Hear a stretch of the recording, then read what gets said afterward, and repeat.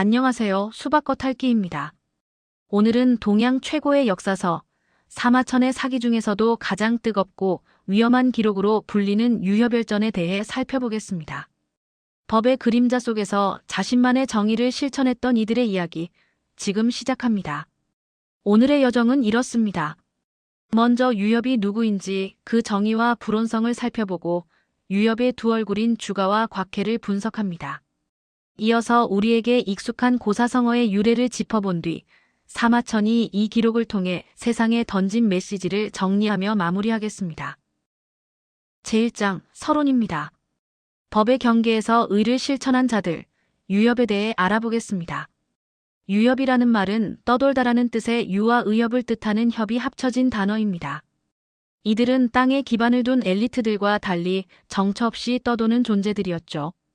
사마천은 이들을 국가의 정의와 충돌하더라도 엄격한 개인의 규범에 따라 행동하는 인물들로 묘사했습니다.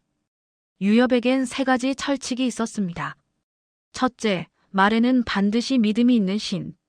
둘째, 약속은 반드시 이행하고 행동은 과감한 과. 마지막으로 자신의 위급함보다 남의 어려움을 먼저 돕는 의입니다. 이들은 공권력이 미치지 못하는 곳에서 억울한 사람들의 문제를 해결했습니다.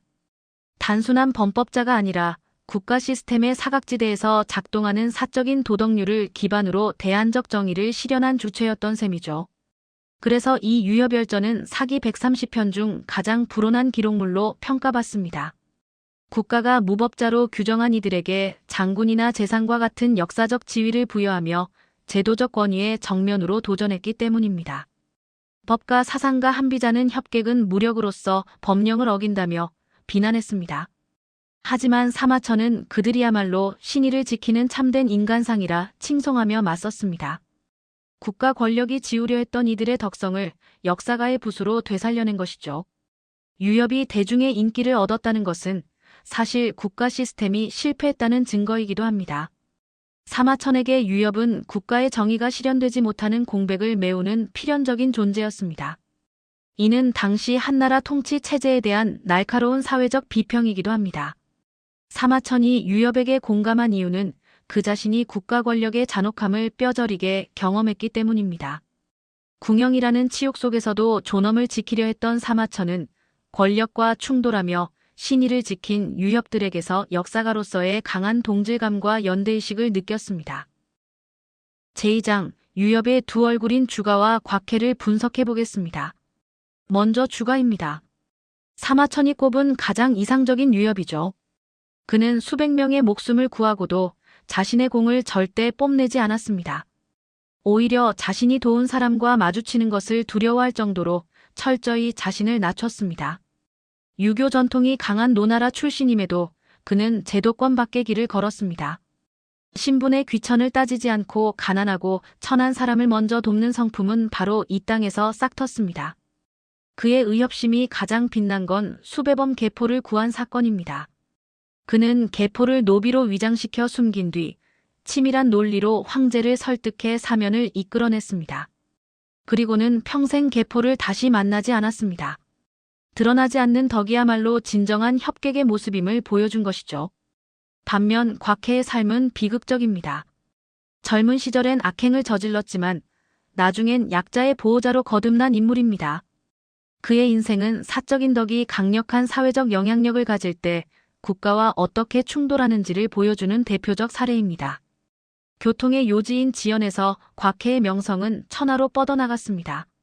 하지만 그 높은 명성이 오히려 독이 되어 황제의 눈에 띄게 됩니다. 곽해는 사사로운 복수보다 공정한 정의를 택했습니다. 조카를 죽인 살인자를 용서하고 자신을 무시한 자의 병역을 몰래 빼주어 스스로 감복하게 만들었죠. 이런 일화들은 그의 영향력을 관리들보다 더 강력하게 만들었습니다. 결국 한나라는 곽해를 강제 이주시키려 합니다. 대장군 위청이 그를 변호했지만 한무제는 차갑게 말했습니다. 평민이 대장군의 변호를 받을 정도라면 그는 결코 가난하고 힘없는 자가 아니다. 국가가 영향력이라는 무형의 권력을 얼마나 두려워했는지 알 수 있는 대목입니다. 비극은 곽해의 통제를 벗어나 일어났습니다. 분노한 추종자들이 관리를 암살했고 도망 중에도 살인이 이어졌습니다. 확해 본인의 의사와 상관없이 형성된 이 폭력의 연쇄는 국가가 그와 일족을 처형할 완벽한 명분이 되었습니다. 개인의 도덕적 권위가 국가 권력과 양립할 수 없음을 보여주는 대목이죠. 제3장 유여별전이 남긴 언어의 유산, 고사성어에 대해 알아보겠습니다. 우리가 흔히 쓰는 표현의 뿌리가 여기에 있습니다. 바로 명불허언입니다. 이 표현은 유여별전에서 유엽극맹의 대단한 명성을 묘사하는 맥락에서 등장합니다. 5초 7국의 난이 발발했을 때 태위 주하부는 극맹을 얻은 것을 마치 오나라 전체를 얻은 것처럼 기뻐했습니다. 사마천은 이를 근거로 극맹의 이름이 지닌 무게감과 그에 대한 세간의 평판이 결코 과장된 것이 아니었음을 설명하며 이 표현을 사용했습니다. 오늘날엔 명불허전이라는 말이 더 익숙하죠. 삼국지에 나오는 명불허전과 달리 유여별전의 정확한 용례는 명불허언입니다. 사마천은 인물의 명성을 둘러싼 말이 실제에 기반하고 있음을 강조하기 위해 이 표현을 썼습니다. 마지막 결론입니다. 사마천의 침묵 속에 담긴 진정한 목소리를 들어보겠습니다. 사마천은 두 인물을 대비시켰습니다. 익명성 속에 숨어 생존한 주가와 영향력이 너무 커서 파멸한 곽해. 이는 한 제국 안에서 사적인 의로움이 살아남으려면 철저히 무력하게 익명으로 남아야만 한다는 슬픈 메시지를 던집니다. 결국 유여별전은 공식 역사가 지워버렸을 인간의 덕성을 구출하려는 사마천의 저항입니다. 국가가 불의의 원천이 될 때 개인은 무엇을 해야 하는가? 비록 파멸로 끝날지라도 신의를 지킨 이들을 기록함으로써 사마천은 역사가 권력자뿐만 아니라 이들도 기억해야 한다는 최종 판결을 내린 것입니다. 오늘 수박 겉핥기와 함께한 유여별전 이야기 어떠셨나요? 법과 정의 사이에서 고뇌했던 2000년 전 사람들의 이야기가 오늘날 우리에게도 많은 생각을 하게 합니다.